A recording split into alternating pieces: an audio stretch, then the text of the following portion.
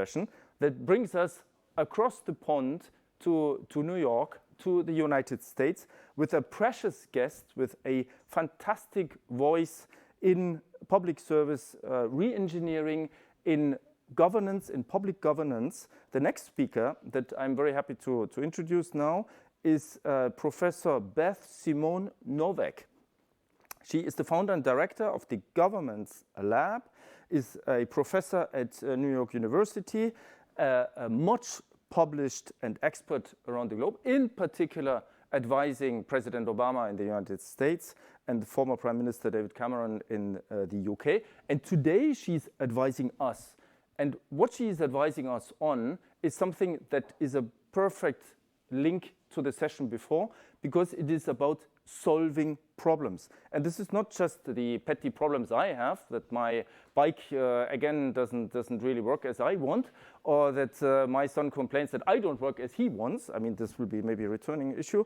But these are the real big problems that matter for all of us. This is, of course, our environment and climate, but this is also injustice, participation in the public sphere, creating a common space of debate. And Jen says I should stop talking. Stop talking, Max. We want to hear from Professor Noveck, and we're going to cue the video now.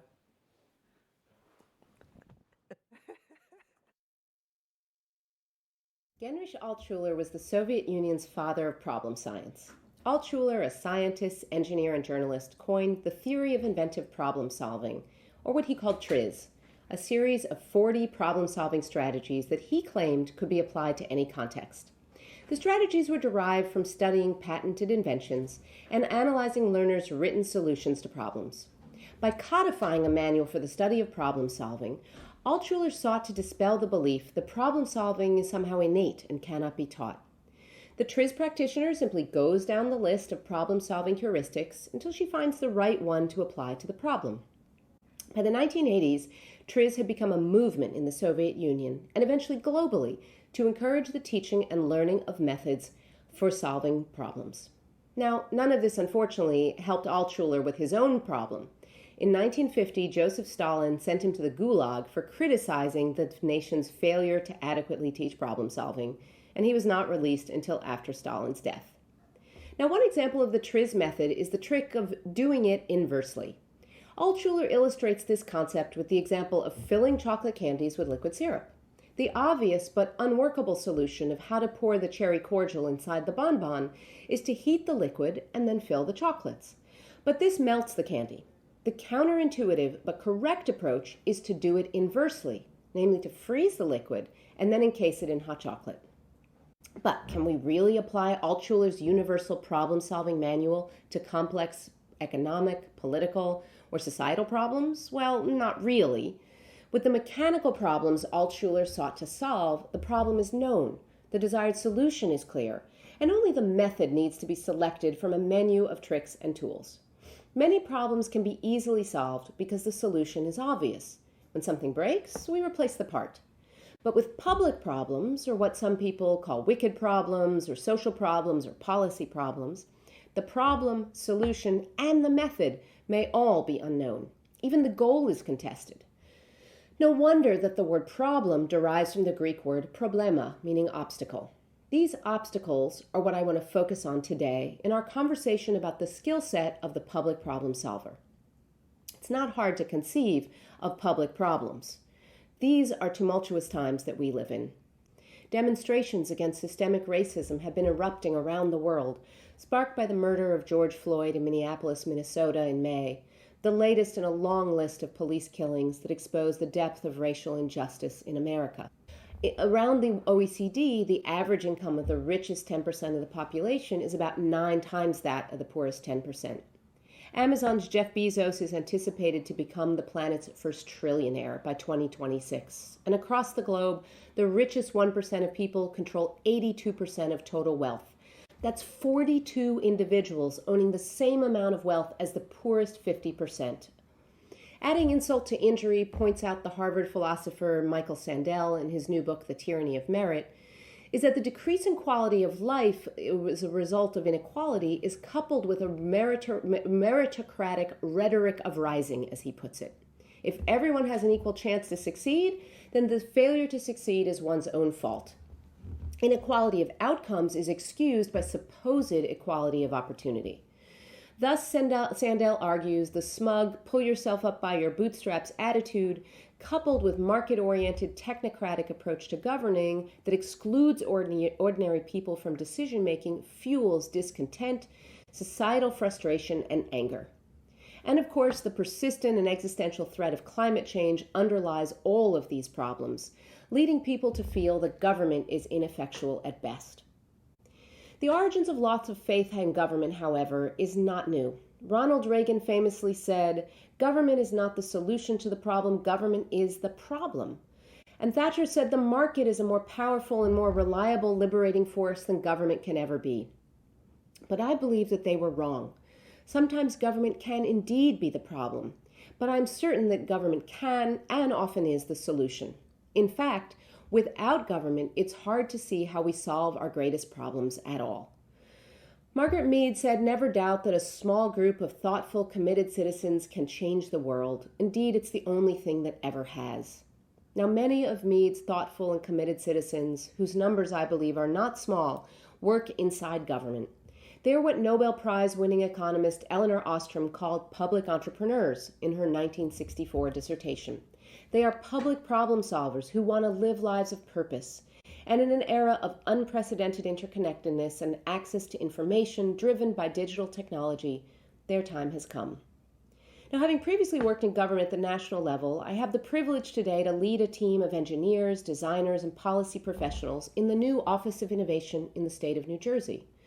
When COVID-19 hit in March 2020, we were able to use technology and data and unprecedented levels of collaboration to show how government can be nimble and effective, not just a lumbering and unresponsive bureaucracy. Working with the nonprofit Federation of American Scientists, we built a website and Alexa skill to enable the public to pose questions about the virus to over 600 scientists and receive rapid, well-researched responses. We worked with a private sector company to borrow the tech and the talent to create a website, covid19.nj.gov, in just 3 days. When we couldn't determine the number of deaths on the basis of race because the testing labs were not providing that information, two departments, Human Services and Health, shared key data with one another that enabled us to answer this question. What normally would have been accomplished maybe in a year, but more likely never, was done in 1 day. In 3 days, we produced the nation's first state job site to list available positions in essential businesses, and we helped to fix the application processes for food and unemployment benefits and bring them online. While we're proud of this work in New Jersey, it was insignificant compared to everything we still need to do, and more importantly, compared with the outpouring of community volunteer efforts in response to the pandemic. To take one example, a group called Invisible Hands, one of countless mutual aid organizations, coordinated tens of thousands of volunteers to deliver groceries to the elderly. The unique conditions created by the pandemic made us able to bust through normal barriers to get things done and to do so quickly. But public entrepreneurship does not exist only in extremis. In my work as the director of the Governance Lab, what we like to think of as a do tank based at New York University, I get to see such public problem solving in governments around the world. In Helsinki, the mayor's office created the Climate Watch process and website to enable citizens and city leaders to co-create their community's climate change plan. Citizens are able to hold public officials accountable for meeting the plan's 147 target goals. The cities of Antwerp and Barcelona are distributing strawberry plants to residents and asking them to use the plants as a way to gather data about air quality by testing the leaves over time. Public sector entrepreneurs are solving a vast range of problems. In Lakewood, Colorado, a community of 150,000, the city coordinates 20,000 citizen volunteers doing 500 different sustainability projects. The people who do these innovative projects share key skills in common. They're innovative public problem solvers who know how to take a project from idea to implementation rapidly. They're not trying to solve today's problems with yesterday's tools. Rather, they're using an expanded toolkit for change. Specifically, they know how to tackle hard problems with rather than for communities. They define problems that are urgent and matter to real people. They use data to understand the breadth and nature of a problem. They talk to and engage with individuals and communities to understand the problem as people experience it. They know how to scan sources rapidly for reliable evidence of what else has worked. They learn how to build teams and partnerships that cross disciplines and sectors to launch a project in practice, crossing the chasm between idea and implementation. These skills are not intuitive. For every person I meet who has made effective change, I meet 10 more with the desire, but lacking the capacity to make a difference. It's therefore vital to have an understanding and an overview of what these skills are. Just as the job seeker needs to know how to train, apply for, and secure a job, or the private sector entrepreneur needs to reflect on what he or she needs to do to go from begin to end and from end back to beginning to launch a successful business, the public entrepreneur needs to comprehend what UK politician Michael Barber famously called the science of deliverology, or what we might just call getting shit done. That means having an overview of what's involved in solving public problems, even before you dive into specific methods. Otherwise, you could get sidetracked. As Benjamin Franklin is rumored to have said, if you fail to plan, you're planning to fail. It's therefore important to start with a roadmap for getting from idea to implementation, even if you decide to deviate from the path. Such a priori reflection may open your thinking to different ways of working without getting too hung up on any one method. This is especially important because most government training programs focus on one method for solving public problems to the exclusion of other tools and approaches. Therefore, it's not surprising that in a survey we did of almost 400 mid to senior level public servants in Australia, that we did together with Monash Sustainable Development Institute and ANZOG, only a third of those Australian bureaucrats on average used innovative public problem-solving skills. This year, we surveyed almost 500 senior civil servants in Paraguay, and we found the same result. Again, only fewer than half had ever defined a problem or knew how to conduct an evidence-based interview. In the U.S., the result of a 2019 survey that I did of over 400 local public officials, we saw similar results.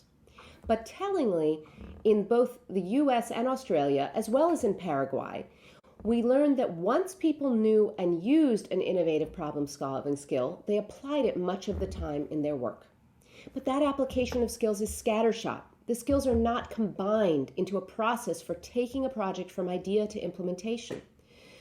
So, for example, if your goal is to improve access to free school lunches, you need to talk to parents and students and get their lived experience as a guide. Human-centered design is vital, but it's not enough.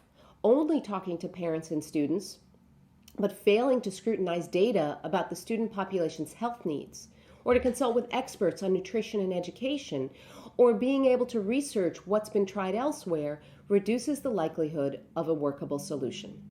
As a New Yorker, I like to think of the problem-solving pathway like a trip on the subway. The journey has major stops.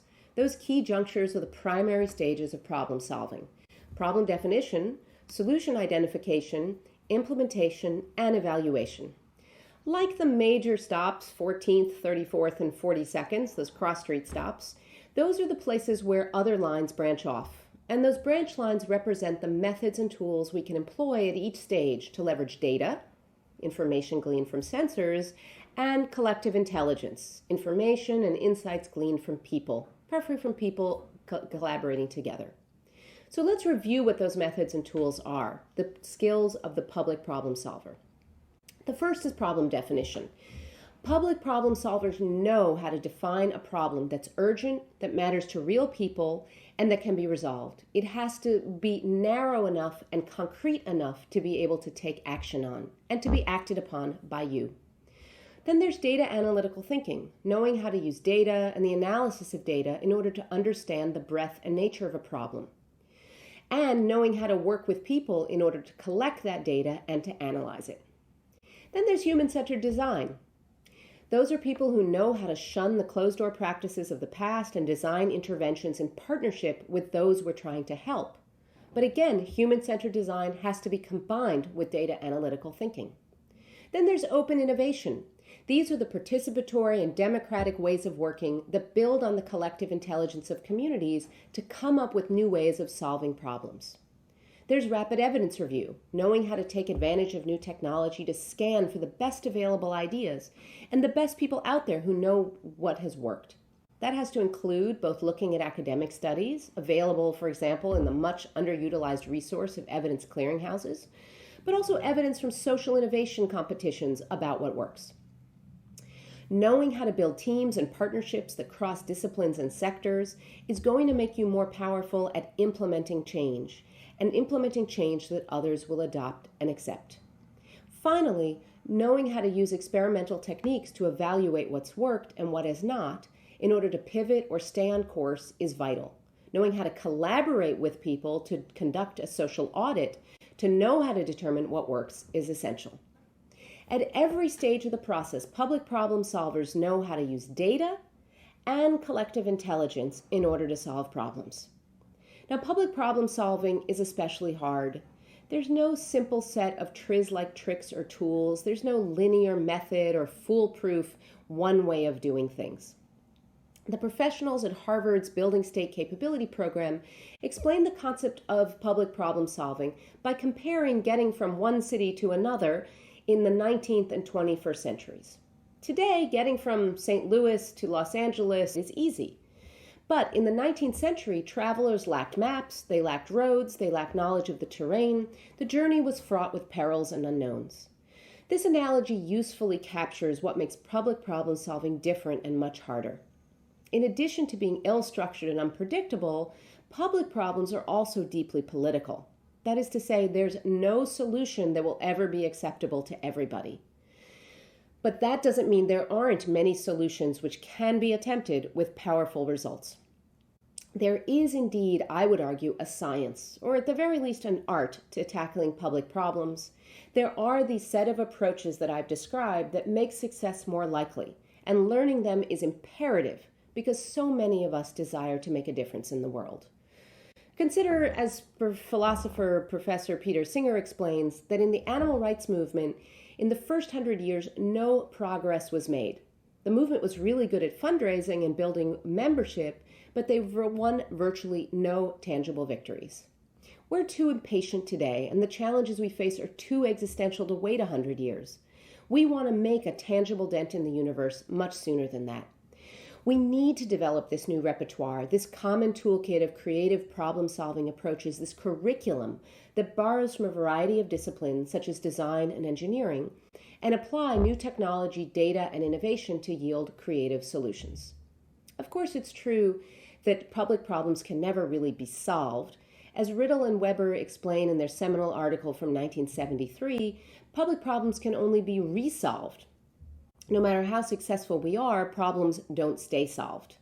Not unlike the dishes in my sink, we have to keep at it, going over it again and again, because problems never seem to go away. But that's not a reason to give up. There's a famous saying from the Ethics of the Fathers, that compilation of sayings from those rabbis that lived around the time of Jesus. It's not your responsibility to finish the work of perfecting the world, they write, but you are not free to desist from it either. Around the world, it's a time of deep anxiety, a sense that humans are challenged, that we all need to do more. Political scientist Yuval Levin writes in A Time to Build that we're suffering from a distinct kind of institutional dereliction in which we've allowed our institutions to become inefficient and ineffectual. I would argue that's because we're trying to tackle tomorrow's problems with yesterday's toolkit. But in the 21st century, we must equip ourselves with the skills to solve public problems. That is, to combine quantitative and qualitative approaches. If we're to do more than vote occasionally or to shout into the wind on Twitter, more people have to be able to take an initiative from idea to reality. We can all do good, but we all today must do much better. Thank you.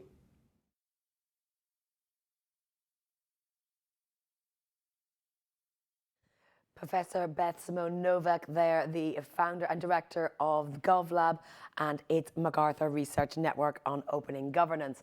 Now, we see a lot of activity from you, the audience, on our platform, so please do keep that up.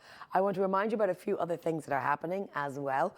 On the parallel stage after lunch, we will have a session on combining semantic web tools and collaborative work in professional communities. We'll be looking at 3 use cases there. We will also, on the main stage right here, be learning about how digital is supporting Europe in coming out of the pandemic, something we have all discussed so much in recent weeks and months, but we're going to get into the nitty-gritty here, so don't go far. We also have options for you to network and meet your fellow participants on the Swapcard platform. There's a networking area. There's also a way that you can propose meetings and set up a time one-to-one with fellow participants, so don't forget to do that. And of course, on social media, please share your thoughts, your questions, your comments using the hashtag DigitAllPublic. We're going to take a break, but when you come back, we will be having a look at all of those issues, more parallel sessions, more platforms, more roundtables, keynote speakers. We've got it all. We're throwing the kitchen sink at it for these next 3 days, and we hope you enjoy it. But we're going to leave you now with a video that you can watch during this lunch break, telling you about the public consultation. So you want people to get involved, right, Max? Yes, very much. I would like all of you to get involved, just watching it, thinking about it, and writing us what you think about it. It is about creating together a future European interoperability policy, something that has been much discussed in the morning session today. Please throw yourself behind it, help us together make it better, make it stronger, make it reinforced. Thanks.